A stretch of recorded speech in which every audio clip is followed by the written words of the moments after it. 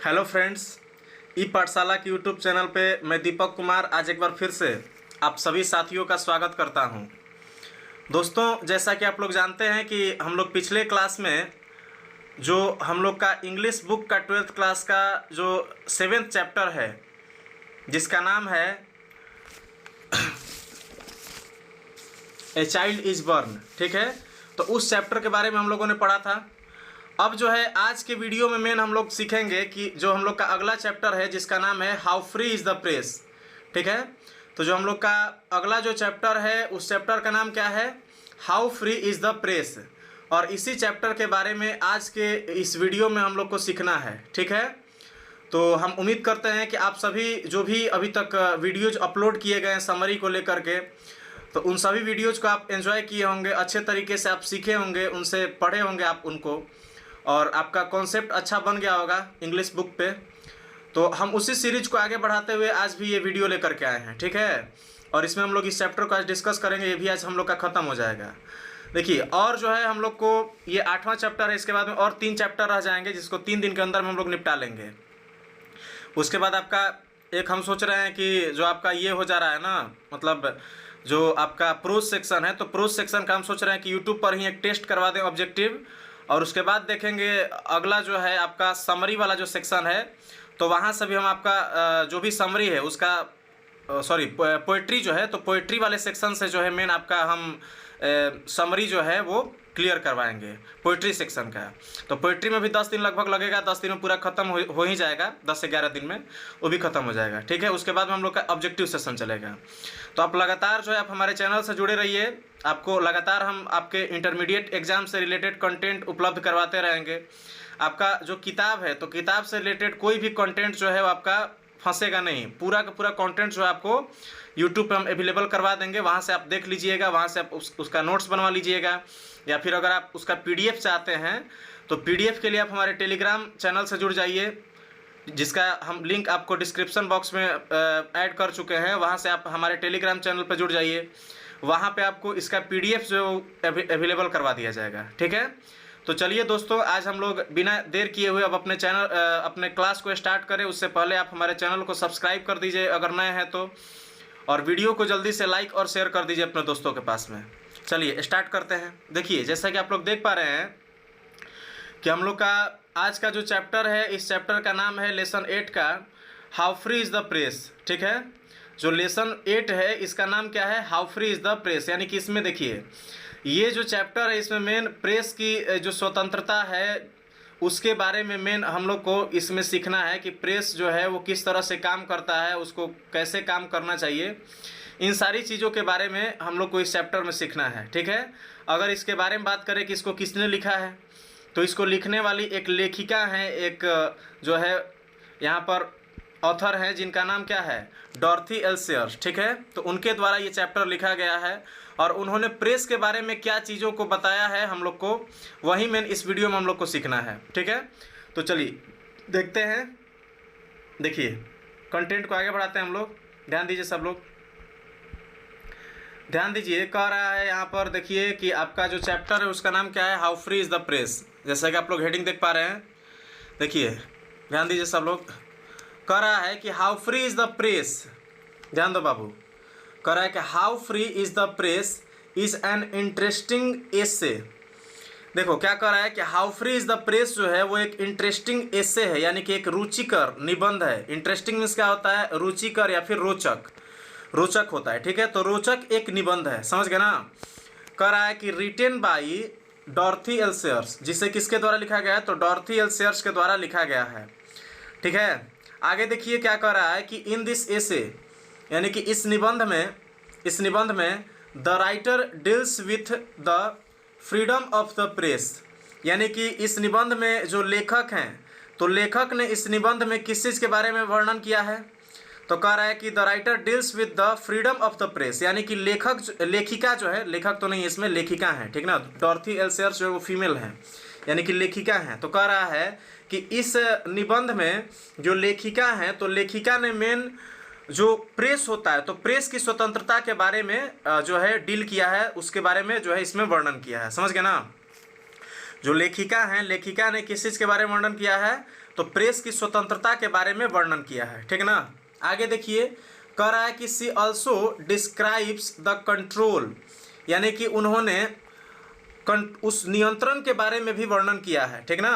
कह रहा है कि सी ऑल्सो डिस्क्राइब्स द कंट्रोल, यानी कि उन्होंने उस नियंत्रण के बारे में भी वर्णन किया है, अंडर विच, यानी कि जिसके अंदर the press has to work, जिसके भीतर जो है या जिसके अंदर प्रेस को कार्य करना होता है, वर्क करना होता है, समझ गए ना। आगे देखिए क्या कह रहा है कि अकॉर्डिंग टू द राइटर, यानी कि लेखिका के अनुसार the freedom of the press is essential for the development of, देखिए क्या कर रहा है कि the freedom of the press is essential, यानी कि जो प्रेस की स्वतंत्रता है वो अत्यंत जरूरी होती है, ठीक ना, आवश्यक होता है, फॉर द डेवलपमेंट ऑफ, यानी कि विकास के लिए। और किस चीज़ के विकास के लिए भाई, द डेवलपमेंट ऑफ डेमोक्रेसी, यानी कि लोकतंत्र के विकास के लिए प्रेस की स्वतंत्रता का होना बहुत ज़्यादा जरूरी है, आवश्यक है, समझ गए ना। आगे देखिए क्या कर रहा है, it is also an essential factor for the growth of the nation, क्या कर रहा है कि it is also an essential factor, यानी कि यह एक जरूरी कारक है। और किस लिए जरूरी कारक है भाई, किस लिए आवश्यक कारक है, for the growth of the nation, यानी कि राष्ट्र के विकास के लिए भी ये क्या है, एक जरूरी कारक है। यानी कि अगर किसी राष्ट्र का विकास करना है भाई, तो उसके लिए वहाँ की प्रेस जो है, तो प्रेस का मजबूत होना जरूरी है, प्रेस का ईमानदारी से काम करना वहाँ पे जरूरी होता है, प्रेस का स्वतंत्र रूप से काम करना जरूरी होता है, ठीक है। तो ये चीज़ में यहाँ पर दिखाया जा रहा है। आगे देखिए क्या कर रहा है कि सी सेज दैट, यानी कि वह कहती है कि the press should be free from the censorship, यानी कि प्रेस जो है तो प्रेस को सेंसरशिप से मुक्त होना चाहिए। अब देखो सवाल ये पैदा होता है कि आखिर ये सेंसरशिप क्या है, तो ध्यान से समझिए। देखिए सेंसरशिप का मतलब ये होता है, प्रेस सेंसरशिप का मतलब ये होता है कि आप कोई भी चीज़ अगर प्रेस में छापना चाहते हैं, न्यूज़पेपर में अगर आप पब्लिश करना चाहते हैं, छापना चाहते हैं, तो उसके लिए क्या करना पड़ेगा कि उसके लिए पहले आपको मतलब एक सेंसर बोर्ड होगा, एक अथॉरिटी होगा, एक संस्था होगा, और उस संस्था के पास में अपने न्यूज़पेपर की एक कॉपी, जिस चीज़ को आप छापना चाहते हैं उसकी एक कॉपी को आपको पहले सेंसर बोर्ड में भेजना पड़ेगा, ठीक ना। और अगर सेंसर बोर्ड पास करेगा तभी आप उसको छाप सकते हैं। और यही जो प्रोसेस होता है इसको हम लोग क्या कहते हैं, सेंसरशिप कहते हैं। यानी कि सेंसरशिप का सीधा सा मतलब आप सामान्य शब्द में अगर समझना चाहें तो ये समझिए कि आपको कोई भी चीज़ छापने से पहले उसको सेंसर बोर्ड को दिखाना पड़ेगा, उसकी परमिशन लेनी पड़ेगी, और अगर परमिशन मिल रहा है तब जाके छापिएगा। तो ये प्रक्रिया क्या कहलाती है, इसी को हम लोग कहते हैं मेन सेंसरशिप, समझ गए ना। अब देखो तो क्या कह रहा है लेखिका, क्या कह रही है कि जो प्रेस होते हैं तो प्रेस को अगर अच्छे तरीके से काम करना है तो इसके लिए क्या करना पड़ेगा, उन्हें सेंसरशिप से मुक्त रखना पड़ेगा। क्योंकि देखो सेंसरशिप में अगर मान लेते हैं कि ऐसा क्यों है कि क्यों मुक्त रखना पड़ेगा, क्यों कह रही है, क्योंकि इसके पीछे एक लॉजिक है कि अगर सेंसरशिप के अंडर में अगर प्रेस काम कर रहा है तो खुल के कभी काम कर ही नहीं पाएगा, क्योंकि उसको हमेशा डर रहेगा कि अगर हम कोई भी कंटेंट अगर गवर्नमेंट के खिलाफ छाप रहे हैं या फिर किसी एक ऐसे व्यक्ति के खिलाफ छाप रहे हैं जो कि पूरा माने रसूखदार है, पावरफुल व्यक्ति है, तो उस पर्सन के खिलाफ अगर हम कोई भी रिपोर्ट छाप रहे हैं, कोई भी न्यूज़ छाप रहे हैं, तो उस कंडीशन में क्या होगा ना कि वो सेंसर बोर्ड में जा कर के और मेरे पेपर को छपने ही नहीं देगा, मेरे न्यूज़ को छपने ही नहीं देगा, ठीक है। तो ये चीज़ मेन है, और इसको ध्यान में रखते हुए यहाँ पर लेखिका क्या कर रही है कि अगर मैंने प्रेस को अच्छे तरीके से अच्छे ढंग से काम करना है तो उसके लिए प्रेस को क्या करना पड़ेगा, सेंसरशिप से हमेशा जो है फ्री रखना पड़ेगा, ठीक है। आगे देखिए क्या कर रहा है कि the press should work freely, यानी कि प्रेस जो है तो प्रेस को स्वतंत्र रूप से कार्य करना चाहिए। लेखिका सलाह दे रही है कि प्रेस जो है प्रेस को कैसे काम करना चाहिए, प्रेस को स्वतंत्र रूप से काम करना चाहिए, यानी कि किसी के प्रेशर में रह के प्रेस को काम नहीं करना चाहिए, समझ गया ना। But it's freedom is restricted during war, ठीक ना। लेकिन कह रहा है कि लेकिन इसकी स्वतंत्रता जो है, इसकी स्वतंत्रता को वॉर यानी कि युद्ध के समय में प्रतिबंधित कर दिया जाता है, ठीक है। यानी कि जो भी प्रेस होती है तो प्रेस की स्वतंत्रता को कब प्रतिबंधित किया जाता है, तो जब भी युद्ध होगा तो युद्ध के समय में प्रेस की स्वतंत्रता को प्रतिबंधित कर दिया जाता है कि आप जो है इस समय कुछ भी छाप नहीं सकते हैं, क्योंकि देखो क्या है कि मान लीजिए कि देखिए क्या होता है कि बहुत सारे न्यूज़पेपर वाले ऐसा करते हैं ना कि मतलब फालतू के न्यूज़ जो है हमेशा गवर्नमेंट जो है तो गवर्नमेंट के खिलाफ छापते रहते हैं, गवर्नमेंट की नीतियों की आलोचना करते रहते हैं। देखिए गवर्नमेंट की नीतियां जो उसकी आलोचना करना तो जरूरी है, लेकिन जब युद्ध का क्षेत्र हो तो उस समय आपका पूरा जो फोकस है वो कहाँ होना चाहिए, युद्ध पे होना चाहिए, क्योंकि युद्ध के समय में पूरे देश को एकजुट रहना पड़ता है, ठीक है।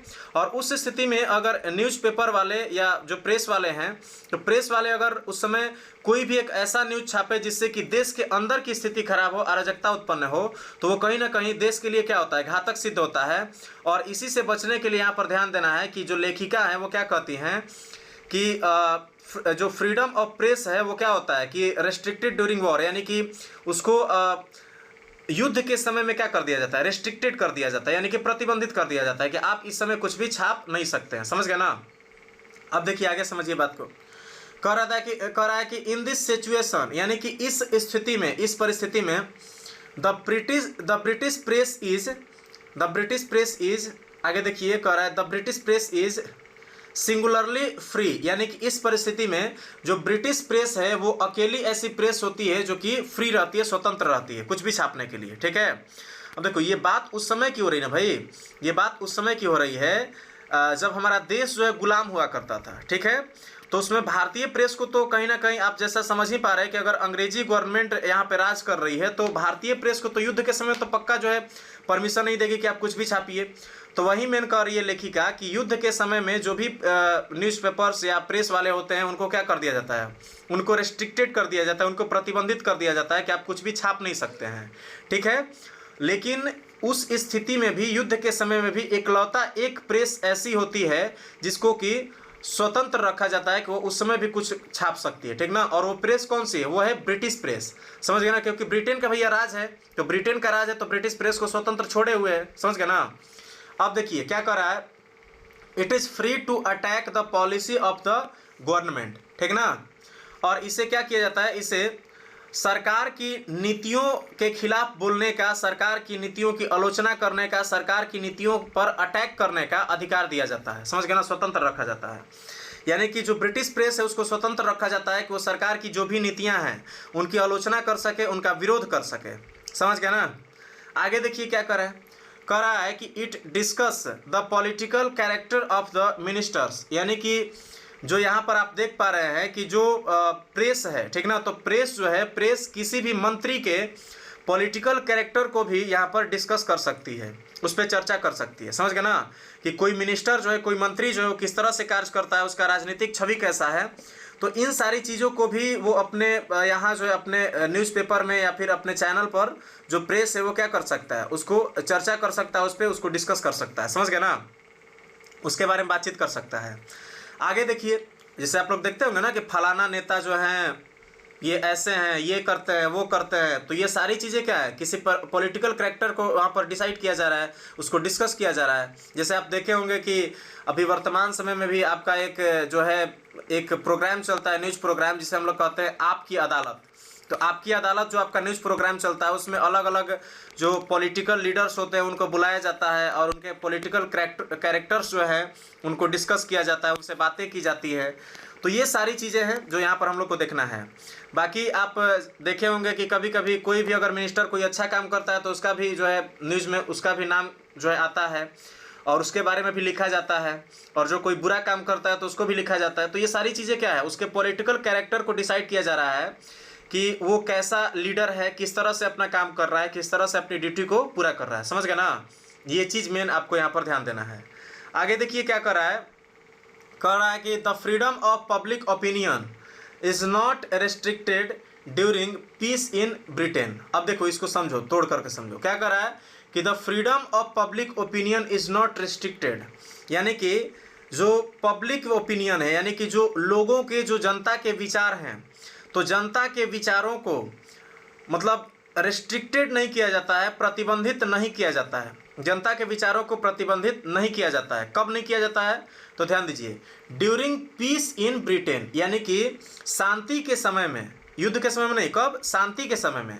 तो शांति के समय में जो जनता की जो राय है, जनता के जो विचार हैं, उसको माने रेस्ट्रिक्टेड यानी कि प्रतिबंधित नहीं किया जाता है। कहाँ, तो ब्रिटेन में, ब्रिटेन में शांति के समय में जनता के विचारों को जो है रिस्ट्रिक्टेड यानी कि प्रतिबंधित नहीं किया जाता है। ये लेखिका मेन कह रही है यहाँ पे, ठीक है। आगे देखिए क्या कर रहा है, कह रहा है कि बट द प्रेस में मिसयूज इट्स फ्रीडम। कह रहा है कि लेकिन जो प्रेस है, ठीक ना, जो प्रेस है, तो प्रेस कभी कभी क्या करता है कि कभी कभी प्रेस जो है अपने फ्रीडम की, अपनी स्वतंत्रता का दुरुपयोग भी कर सकता है। समझ गए ना, प्रेस जो है वो कभी कभी अपनी स्वतंत्रता का दुरुपयोग भी कर सकता है, ठीक है। आगे देखिए क्या कह रहा है, कैसे दुरुपयोग कर सकता है, क्योंकि देखो कह रहा है कि द एडिटोरियल पॉलिसी, ध्यान से समझो, कह रहा है कि the editorial policy of A popular newspaper is controlled by two factors. ठीक है, यहाँ पर समझिए बात को, क्या कह रहा है कि द एडिटोरियल पॉलिसी, यानी कि जो एडिटोरियल पॉलिसी होती है ऑफ ए पॉपुलर न्यूज़पेपर, यानी कि किसी भी एक फेमस, यानी कि किसी भी एक प्रसिद्ध जो न्यूज़पेपर है, जो समाचार पत्र है, तो उसकी एडिटोरियल पॉलिसी जो है वो कह रहा है कि is controlled by two factors, उसे दो कारकों के द्वारा जो है नियंत्रित किया जाता है, दो चीज़ों के द्वारा जो है मेन यहाँ पर नियंत्रित किया जाता है। कौन? तो देखिए क्या कर रहा है कि it takes care of the interest of the advertiser, यानी क्या कर रहा है कि it takes care of the interest of the advertiser, यानी कि यह अपने विज्ञापन दाता, देखो एडवर्टाइजर मीन्स क्या होता है, विज्ञापन दाता। जो मान लेते हैं कि कोई भी व्यक्ति है, अगर वो न्यूज़पेपर में अपने ऐड को चलाना चाहता है, जैसे समाचार जो मतलब आपके चैनल जो हैं उनके बारे में बात करिएगा, तो उसमें भी उन सारी चीज़ों को दिखाया जाता है जो कि उनके एडवर्टाइजर के हित में हो, ठीक ना। तो ये कह रहा है कि it takes care of the interest of the advertiser, यानी कि यह अपने विज्ञापन दाता के जो रुचि है, उसके हित जो है उसका मतलब ख्याल रखता है, ठीक ना। Care means, take care means क्या होता है बाबू, ख्याल रखना। तो वही कह रहा है कि यह अपने विज्ञापन दाता के रुचि का ख्याल रखता है, उसके इंटरेस्ट का ख्याल रखता है। कौन? न्यूज़पेपर। आगे कह रहा है कि फ्रॉम हुम इट गेट्स मनी, जिससे इसे धन प्राप्त होता है, जिससे इसे पैसा प्राप्त होता है। यानी कि जो भी न्यूज़पेपर वाले हैं, जो भी न्यूज़ चैनल वाले हैं, वो किसका ख्याल रखते हैं, तो वो जो है, जो उसके विज्ञापन दाता है, जो उसके एडवर्टाइजर है, तो उसकी हित जो है, उसके जो विचार है, जो उसके फायदा है, उसको ध्यान में रख करके वो अपना काम करते हैं न्यूज़ वाले, ठीक है। आगे कह रहा है कि it does not support a public policy which is against the interest of its advertiser. इसको समझिए क्या कह रहा है कि इट डज नॉट सपोर्ट, यानी कि यह समर्थन नहीं करता है, यह समर्थन नहीं करता है। किसका समर्थन नहीं करता भाई? तो पब्लिक पॉलिसी, यानी कि जो जनता के विचार हैं, तो जनता के विचारों का समर्थन नहीं करता है, which is against the interest of its advertiser, यानी कि जनता के वैसे विचारों का समर्थन नहीं करता है जो विचार इसके विज्ञापन दाता के इंटरेस्ट यानी कि रुचि और फायदे के खिलाफ हों। समझ गया ना, जो इसके विज्ञापन दाता के फायदे के खिलाफ जो भी विचार होंगे जनता के, तो उन विचारों को न्यूज़पेपर वाले क्या तो पब्लिश नहीं करना चाहते हैं। समझ गए ना। आगे देखिए क्या कह रहा है कि सो यानी कि इसलिए, इट्स क्लियर दैट, यानी कि इसलिए यह क्लियर है कि यह साफ है कि a cheap newspaper cannot express public opinion freely. कह रहा है कि एक जो चीप न्यूज़पेपर है, चीप न्यूज़पेपर का मतलब क्या हुआ, सस्ता न्यूज़पेपर, ठीक ना। तो एक सस्ता और घटिया जो न्यूज़पेपर है वो कभी भी पब्लिक ओपिनियन यानी कि लोगों के जो विचार हैं, तो लोगों के विचारों का स्वतंत्रता से जो है लोगों के विचारों को व्यक्त नहीं करता है, उनका समर्थन नहीं कर सकता है, ठीक है। आगे कह रहा है कि the second source of revenue of A newspaper, यानी कि न्यूज़पेपर के रेवेन्यू यानी कि आय का जो दूसरा स्रोत है उसके बारे में बात किया जा रहा है कि दूसरा स्रोत है, और दूसरा स्रोत क्या है, is the wealth of the owner, यानी कि न्यूज़पेपर की आय का दूसरा स्रोत क्या है, तो दूसरा स्रोत है जो उसके मालिक जो है, तो मालिक का आय, ठीक ना, मालिक का धन जो है वो न्यूज़पेपर के इनकम का दूसरा स्रोत होता है, ठीक है। आगे देखिए क्या कर रहा है कि सो इसलिए its policy is determined by the personal and political of its owner, ठीक है। कह रहा है कि इसलिए जो पॉलिसी होता है, जो न्यूज़पेपर का जो पॉलिसी होता है, तो उस पॉलिसी को किसके द्वारा तय किया जाता है, तो उस पॉलिसी को जो ऑनर है, तो उस ऑनर के हित यानी कि राजनीतिक और जो व्यक्तिगत जो हित है उसके अनुसार, जो ऑनर है यानी कि जो मालिक है, तो मालिक के राजनीतिक और व्यक्तिगत हित के अनुसार जो न्यूज़पेपर है उसकी पॉलिसी को तय किया जाता है, उसकी नीतियों को तय किया जाता है। समझ गए ना। अब पॉलिसी को तय करने का मतलब क्या हुआ कि यानी कि जो ऑनर चाहेगा, जो मालिक चाहेगा, उसी चीज़ को उसमें छापा जाएगा। समझ गया ना? तो ये चीज़ मैंने इसमें दिखाया गया है। आगे देखिए क्या कर रहा है कि 10 यानी कि इस प्रकार the writer means to say that, यानी कि जो लेखक है वो कहना चाहते हैं कि, लेखक कहना चाहते हैं, क्या कहना चाहते हैं कि the press in India is not as free as the British press. कह रहा है, लेखिका कह रही है कि द प्रेस इन इंडिया यानी कि भारत में जो प्रेस है is not as free as the British press, यानी कि भारत में जो प्रेस है वो उतना ज़्यादा स्वतंत्र नहीं है जितना कि ब्रिटिश प्रेस है। समझ गए ना? भारत की जो प्रेस है वो उतना ज़्यादा स्वतंत्र नहीं है जितना कि ब्रिटिश प्रेस। क्लियर है? आगे देखिए क्या कर रहा है कि she points out that the press often misuses its freedom and cheats the general readers. ठीक है, अब देखो क्या कर रहा है कि लेखिका इसमें मेन आपसे कह रही है, क्या कर रही है कि सी पॉइंट्स आउट, ठीक ना, कह रही है सी पॉइंट्स आउट, यानी कि जो लेखिका है वो यहाँ पर कह रही है, लेखिका यहाँ पर जो है उन बिंदुओं को गिना रही है और उसके आधार पर क्या कर रही है कि that the press often misuse, ठीक है ना, press often misuses its freedom and cheats the general readers. ठीक ना, कह रही है लेखिका जो है वो कह रही है कि जो प्रेस है वो प्रेस जो है वो क्या करता है, प्रेस ऑफन मिसयूज यानी कि अक्सर दुरुपयोग करते हैं, किस चीज़ का, इट्स फ्रीडम, अपनी स्वतंत्रता का दुरुपयोग करते हैं, and cheats the general readers, और जो वहाँ के मतलब जो सामान्य जो पाठक होते हैं न्यूज़पेपर के, जो पेपर के या प्रेस के जो मतलब जो सामान्य पाठक होते हैं जो उसको पढ़ते हैं, तो उन लोगों के साथ में जो प्रेस वाले वो क्या करते हैं, चीट करते हैं, उनके साथ में धोखा करते हैं, यानी कि उनको जो भी वास्तविक चीज़ें हैं उससे अवगत नहीं कराते हैं। जैसे उसका एग्जाम्पल हम आपको समझा रहे हैं। जैसे देखिए अभी वर्तमान की बात करें तो वर्तमान में भी अगर देखा जाए तो प्रेस वाले जो हैं, प्रेस वाले एक ईमानदारी से अगर देखा जाए तो काम नहीं कर रहे हैं, क्योंकि देखो इंडिया में जो प्रेस है तो इंडिया का प्रेस कभी भी ईमानदारी से काम नहीं करता है। इसके पीछे का रीज़न क्या है कि उसमें पॉलिटिकल प्रेशर है, वो पॉलिटिकल फ़ायदे के लिए, जो नेताओं के पॉलिटिकल फ़ायदे के लिए काम करते हैं, और इसके कारण ये कभी फ्री तौर पर यहाँ पर अगर देखा जाए तो स्वतंत्र रूप से यहाँ पर जो है वो काम नहीं कर पाते हैं। समझ गए ना? तो ये मेन है, इस पर हम ज़्यादा जो है बात नहीं करना चाहेंगे। इतना ही पे हम लोग इस चैप्टर को मेन आज हम लोग ख़त्म करते हैं। ठीक है, तो चलिए आज की वीडियो को हम लोग यहीं पर समाप्त करते हैं। अगर वीडियो अच्छा लगा तो वीडियो को लाइक करिए, अपने दोस्तों के साथ में शेयर करिए और अधिक से अधिक लोगों के पास पहुंचाइए। पैसा थोड़े लग रहा है पहुंचाने में, सिर्फ आप शेयर करिए अपने दोस्तों के साथ में, और उनसे भी कहिए कि आप ही अपने जो भी फ्रेंड्स हैं, जो कि आपके सर्किल में हैं, जो आपके रिलेटिव्स हैं, तो उनके पास में इस वीडियो को शेयर करें। ठीक है, इससे क्या होगा कि हम लोग का जो यूट्यूब फैमिली है, ई पाठशाला फैमिली यूट्यूब पर, तो ये लंबा होगा, ये बड़ा होगा, और जितना ही हम लोग का यूट्यूब फैमिली बड़ा होगा उतना ही हम लोग के लिए बेहतर होगा। ठीक है, तो चलिए आज की वीडियो को हम लोग यहीं पर समाप्त करते हैं। जय हिंद।